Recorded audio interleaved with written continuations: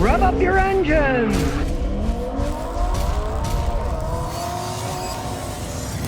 Alright, today I'm going to talk about this Lexus Is300. The cheaper ones are just rear-wheel drive, so they're sports. But this is more sports sedan because it's all-wheel drive. Pretty much bulletproof. They knew what they were doing when they built these things. Now this one was recently purchased. It only had 16,000 miles on it from, you guessed it, a little old lady. As per usual, you can see it's made in Japan. There's no wear and tear. And you know, there's been nothing in the back seat except perhaps some small dogs. I can see some dog hair there. Since it's all-wheel drive, you don't have to worry about getting stuck anywhere, but it's still got a lot of acceleration. Nobody wants to make sedans anymore because they make so much money making SUVs. This is all-wheel drive, so you're going to get a little bit worse gas mileage, but if it was an SUV, it would get a lot worse gas mileage. He drove it over here from Massachusetts. He got 27.2 miles per gallon. Now that's real gas mileage, which is good for something that's this fast with like 255 horsepower. That's all-wheel drive. You're always going to get worse gas mileage with all-wheel drive. The ground clearance leaves much to be desired if you're going off-road in this thing. As we go under the hood, you'd see an interesting engine if you didn't have the stupid beauty cover on it. Let's take it off. Get out of the way. Whee! Now you can see the heart of the car. Toyota knew what they were doing. These engines run.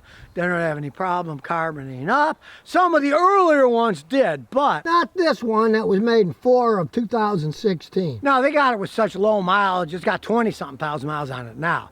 Only thing they've done is change the oil every 5,000 miles.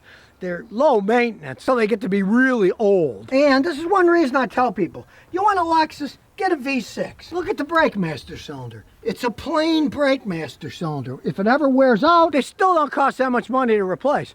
You get yourself a V8 Lexus. Man, some of those master cylinders, you gotta buy assembly. Some of them are $1,500, $1,800 just for the part. These aren't that way. Plenty fast enough. And of course, they get a lot better gas mileage than the V8 engine does. And like I said, of course, it's a modern engine. Everything in here is solid aluminum. You don't have to mess around with a stupid timing belt. It's got a timing chain. These things are really well designed and built in Japan.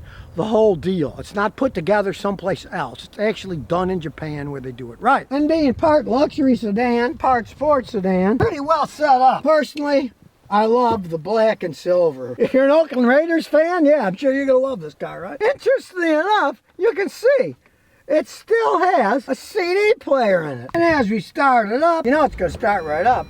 You can see it's got air-conditioned seats, various levels, from all the way from high, medium, low to off, both sides. If you want to drive hard, you can turn the traction control off. If you're worried about driving in the snow, you can put it in snow. So it'll start out in the lower gear and it won't spin. So it's got both all-wheel drive and snow all-wheel drive. You're not going to get stuck in this thing. Granted, if the snow's too deep, you're not going to be able to drive over it with a low front end, but you can't have everything. And I'll tell you the truth, if you turn the track off, you're really not going to have any problems driving this thing if you want to drive a little faster. It's still got the Lexus unbelievably designed technological marvel all-wheel drive system, so you really probably won't need to use that traction control if you know how to drive even one bit. An older car, since it's a 2016, I mean, you got a small backup camera and a small little screen. It's not big like the modern ones. It's got the obligatory sunroof, moonroof, whatever you want to call it. Check the back seat.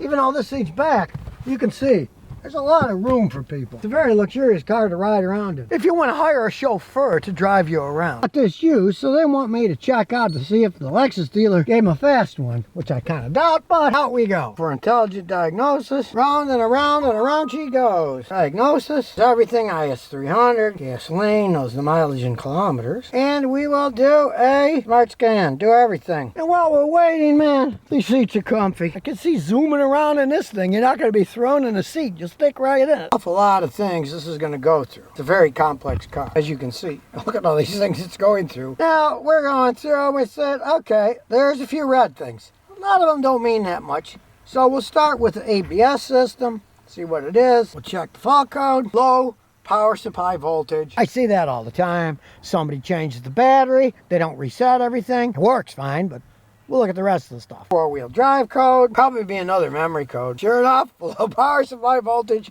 same thing, we'll clear that. We'll look at the smart access, probably all gonna be a low power thing. Remote start, communication malfunction.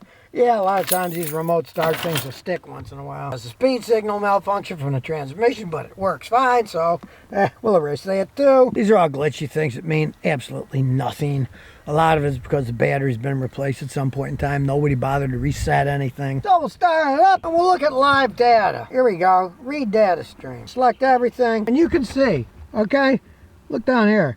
There's 277 points of data. Color coded, so if everything's blue, we're gonna be happy. Everything's still blue. Transmission stuff, it's all still blue. And realize one thing while you see this. As you can see, the turbo type doesn't have any information because, guess what? It's not turbocharged. You know what that means? This engine can last forever. It's got plenty enough horsepower. You don't have to worry about the turbo burning the engine out. So you're better off getting a good engine with no turbo than a little piece of crap that's got a turbo that makes it spin really fast and then wear out quicker. Oh, the hood, take it for a spin. Now, it's a relatively low to the ground car, but you can see these horrible bumps in these Rhode Island roads. You really don't feel them in this car. It has a suspension system that gets rid of the bumps really well for a vehicle that's got a relatively short wheelbase, because it is a sporty car. Now we're coming out to a big road here. Nobody's coming. Let's step on the gas and hey, woo! This thing is fun to drive. It gets up and goes, and it handles like a dream. You turn the steering wheel, the car immediately goes there. Unlike that Suburban I had the other day that we sailed around the corners, this thing hugs the corners. All in all, this is a fun car to drive. I mean, you step on the gas, yeah, it goes.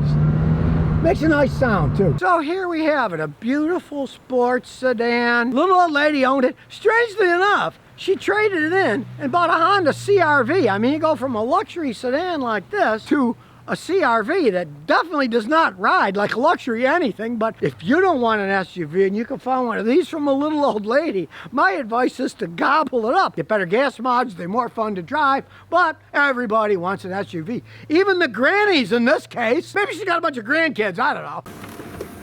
And here's some bonus questions and answers. Barely 78Y says, I got a Volvo S60, it won't move. I start the car, I put it in gear, it won't go anywhere. I found a broken sensor and I replaced it but didn't fix it. Help. I hate to be the bearer of bad news, but you got a what? 15-year-old Volvo S60, all right? The weak point of that thing is the automatic transmission. Now, pray it's low on fluid. If it's low on fluid, the stupid thing will just slip. Or pray you got a broken axle. You got axle goes to the left front and the axle goes to the right front, right? Spinning. If you got a broken axle joint, one side will spin because they have differentials, the other won't, and the car won't go anywhere. But then you're generally going to hear it go clunkety clunk. If it doesn't do that, you're either low on fluid or your tranny shot. And unfortunately, putting a tranny in one of those things is a lot more money than the car's worth. If you're stuck like that, my advice, try to find a good wrecked one and have somebody install the transmission from a wrecked one in a junkyard in, and then go from there. Either sell it, or if you want to be a riverboat gambler, drive it a while that way. But unfortunately, that's what they do when they go out, unless they're completely out of fluid.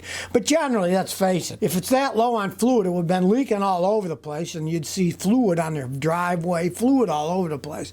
And if you don't see fluid all over the place, odds are the tranny's just gone out. That's what happens with those Volvos. They're very expensive to repair when they break down too. Josh says, Scotty, would you use AC Delco oil filters from Walmart and SuperTech oil? Oil these days is pretty much oil. Read the specs on it. And if they're the highest, the GF6 specs, go ahead and use them. There's nothing wrong with it. As for the oil filters, I personally believe in buying the highest, supreme quality oil filters that have synthetic fibers that work better, that have actual anti-drain back valves in them, that are solid made and have silicone seals so they don't leak. They cost a little bit more. Now, they cost a lot more in the store. They might be $12 in the store with the cheap ones are $3. You can go online like I do on Amazon and find the best price and buy 5 or 6 at a time for your car from Amazon, so you got them lying around. That's what I do. I buy the higher quality ones. There's nothing wrong with the AC Delco oil filters, but if you're going to push it and change your oil every 7,000 to 10,000 miles, you'd be better off getting a higher quality quality one, because those oil filters generally are only rated for 5,000 miles maximum. And if you change it later, you're better off with a better filter. Arturo Soto says, is a Dodge Caliber 2011 a good buy? Well, they're relatively economical, but I would not buy an 11-year-old one because they're money pits as they age. That said, I had a Soldier bring me one. It was in rough shape, but then again, it had 230,000 miles on it. It still ran. It needed wheel bearings and tires and stuff, but I got it running pretty good for about 150 bucks. So it was an okay car, but they're not worth anything. If you get one dirt cheap for 800 bucks and it ran okay, now what the heck? What do you think you're going to get for that kind of money? But I wouldn't pay much for one because as they age, they generally fall apart. So if you never want to miss another one of my new car repair videos, remember to ring that bell.